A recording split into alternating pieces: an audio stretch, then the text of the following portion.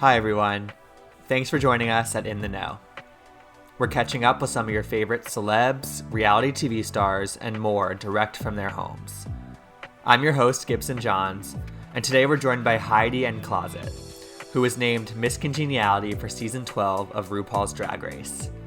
After touching upon the protest going on around the country calling for racial justice, Heidi and I talked about how she plans on celebrating Pride this year, as well as teaming up with Sky Vodka to do so virtually, and unpacking what Pride means to her. We also reflected on her experience on Drag Race, why this season's queens got along so well, and how the experience proved to be so much more than she expected. Keep listening for my full interview with Heidi. Heidi, how are you doing today? I'm doing great. How are you? I'm good. I'm holding up, doing my best. There's crazy stuff going on right now, and I think before we hop into it, I just want to, hear how you're doing with everything going on in the country right now, because it's a lot. It's a lot to take in. Yeah, it is. It's definitely a lot. I'm just taking it one day at a time, and I'm just trying to use the platform that I have been given to really vocalize what should be happening in the world today, which is change. And I'm just hoping that it doesn't fall on deaf ears, and just trying to get through everything with a level head and just taking it day by day, really.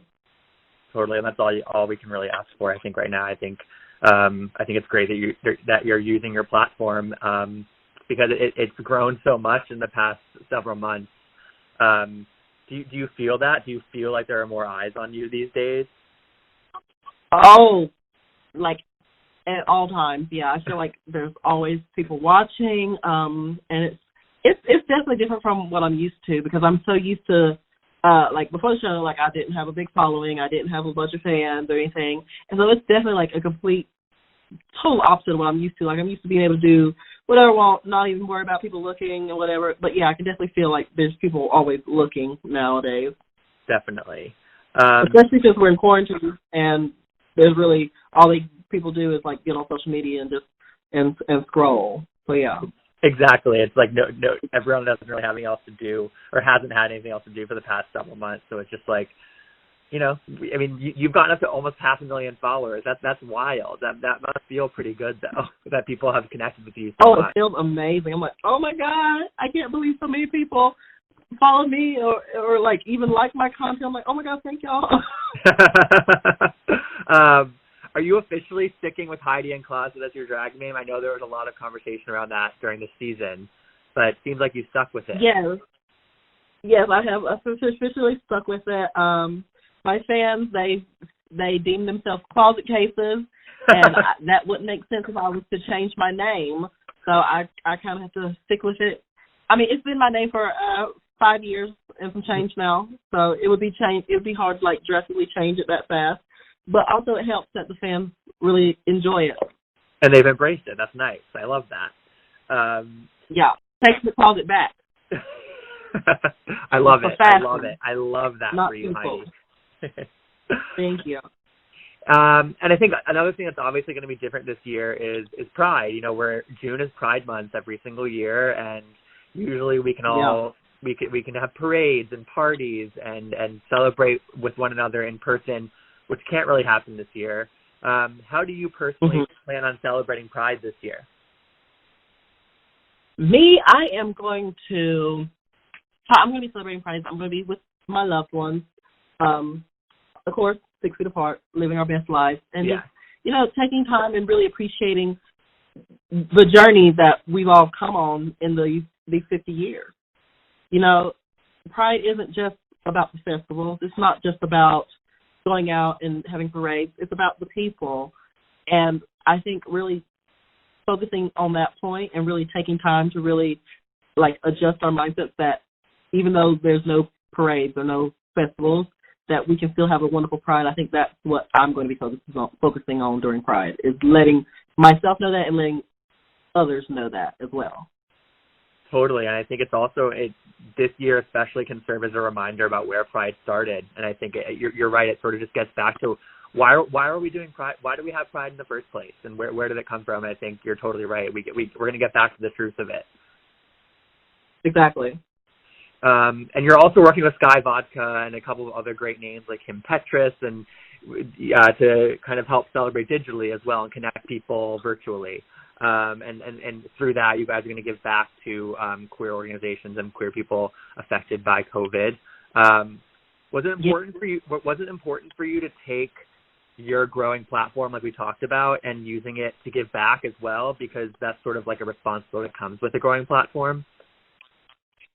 Well, I'm just happy that Sky Vodka wanted to partner with me because they've partnered with Pride and really supported and been supporting of Pride for so long and for so many times that I felt like it was an amazing opportunity that I could use to help them help us. You know what does that make sense?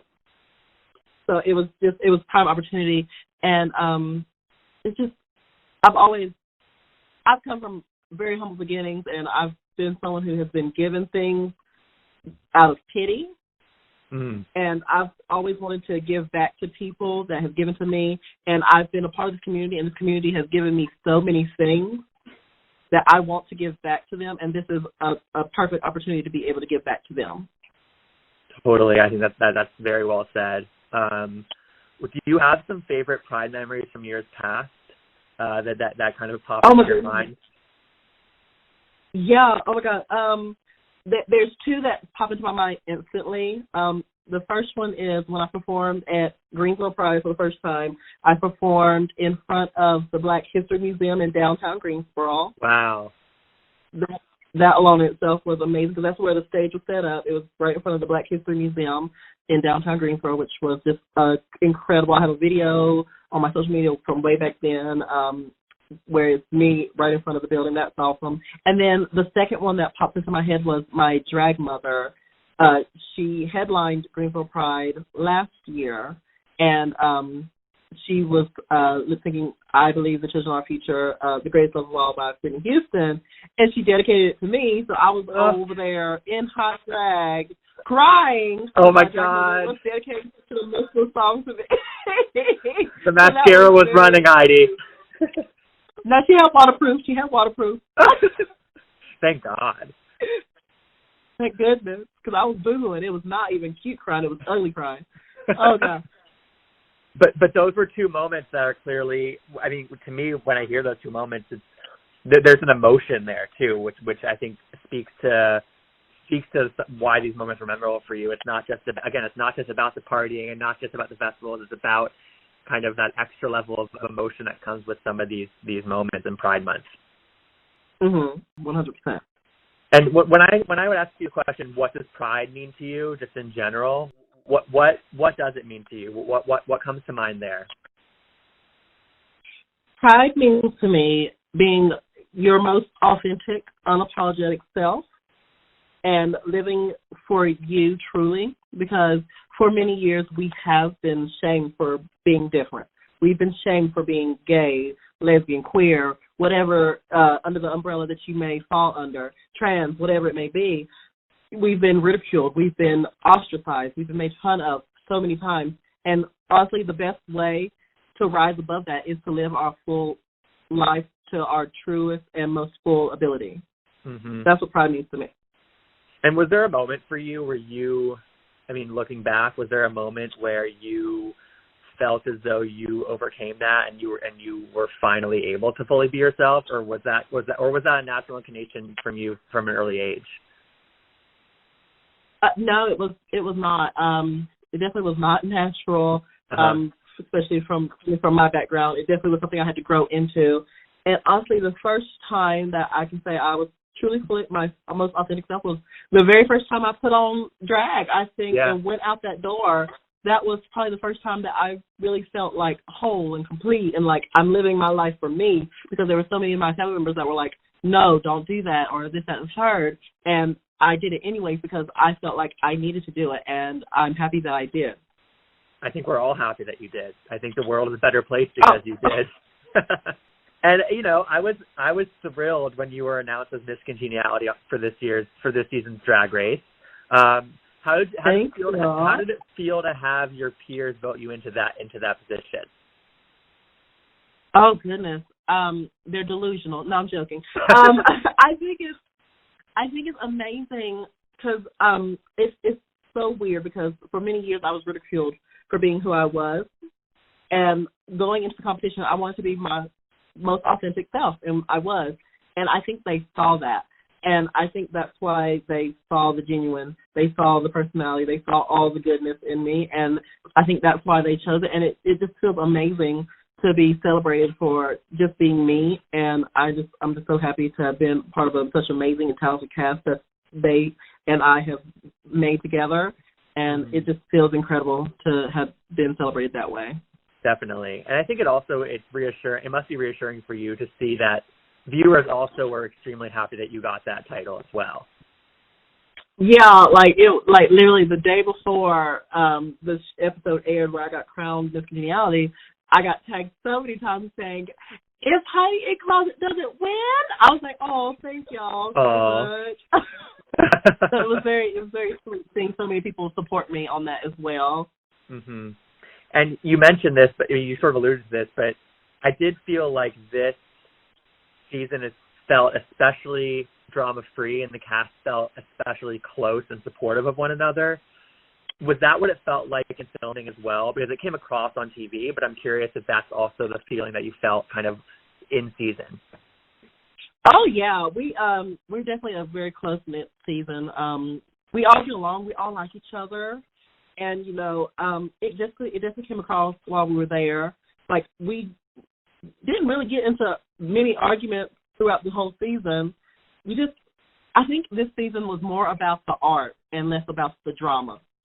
Right. And I think we all respected each other's art enough to respect what we were all doing and not be like, like hateful or being catty or anything. So I think that has something to do with it, that we all respected each other enough to go through that.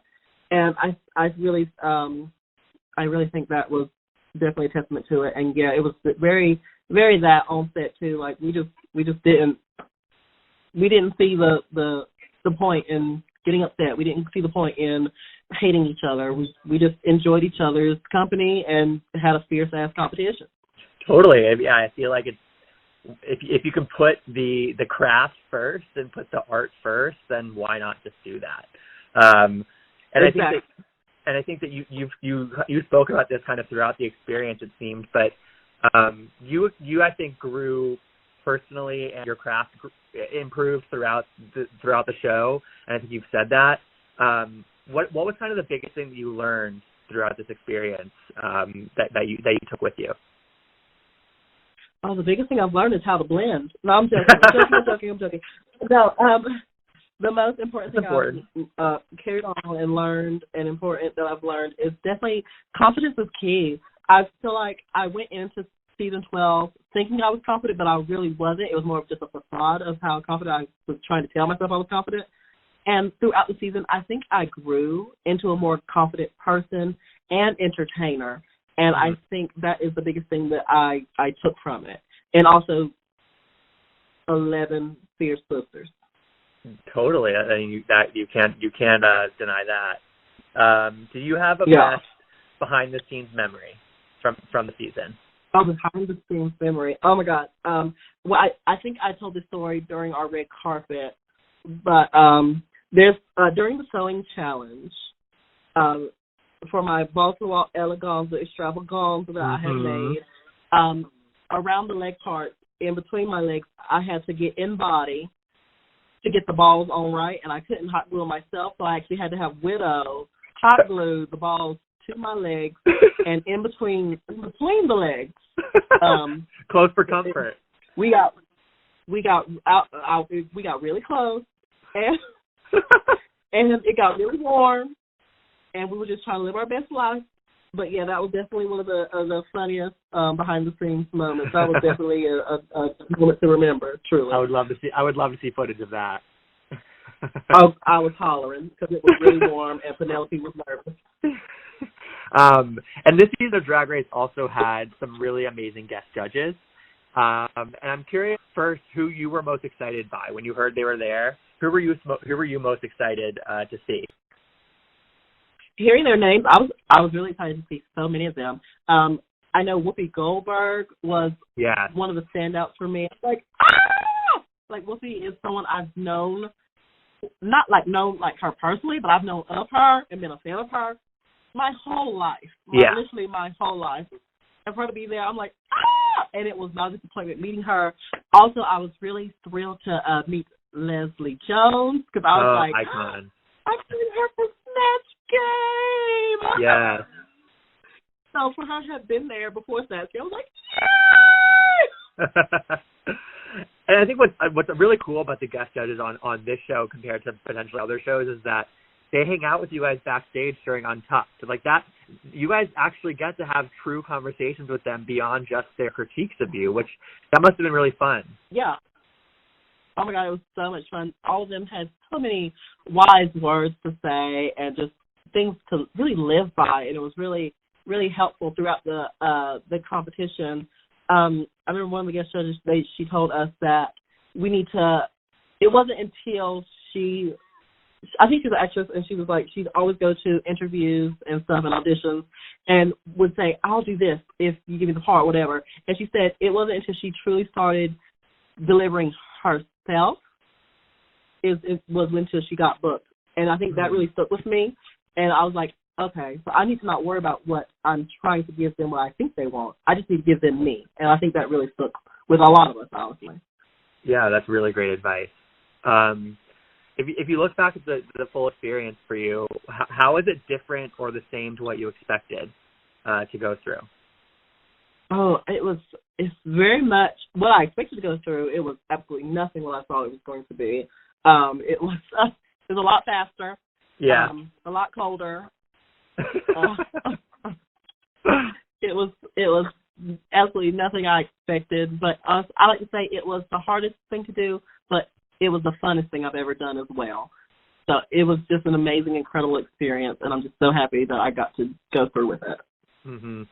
And I think what's really special about it is that it, regardless of whether you win or you get out first, you made it onto the show, and I think that you're a winner already.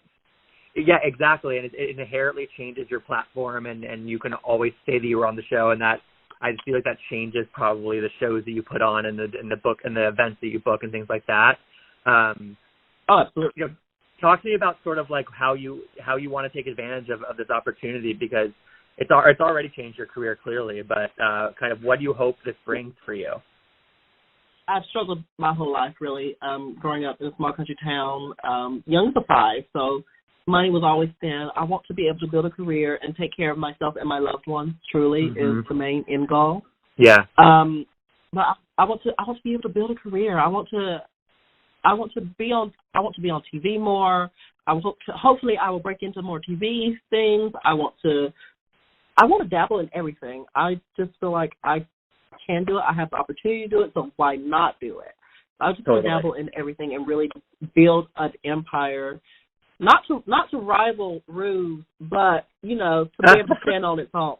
Yeah, Ru can be the inspiration for where you can go. I think that's kind of yeah. A tall black boy from Remington, North Carolina, like her from the Brewster Project. Yeah, exactly. And I think it really did feel like I think Ru got a kick out of you, and you guys really connected. I think during the show, and I think that that she's an awesome person to have in your corner. Oh, for sure. Yeah. Me and her got on so well. It was an incredible experience. Good. Well, Heidi, I just wanted to say again, happy Pride, and I'm thinking of you during this whole month, and I hope that you stay safe and healthy, and I appreciate you taking the time to talk today. Of course. Thank you for having me, darling. I appreciate you thinking of me. Of course. Stay well. Have a happy Pride as well, and stay safe and healthy, and make sure you're washing those hands. For more stories from In the Know, go to intheknow.com. You can also follow In the Know on Twitter, Instagram, and Facebook, and find me, Gibson Johns, on Instagram and Twitter at Gibsonoma. Thanks for listening, and we'll see you next time.